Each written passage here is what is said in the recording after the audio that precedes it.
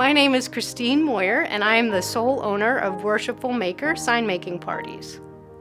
One question that I get often is, do you have to be crafty to come to one of my sign making parties? And the simple answer is no. Most people that do come to the parties have a great time, and I often get lots of compliments afterwards. I think they're a little nervous at first and a little intimidated because they think, oh, I can't do this, but really you can.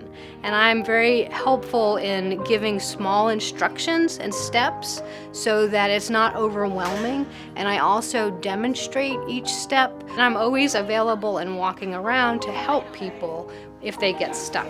I would love to come to your home, to your business, wherever you would like me to do a party for you. It's great fun, and it's just an opportunity to be with other people and to make something that you would be really proud of by the end of the evening.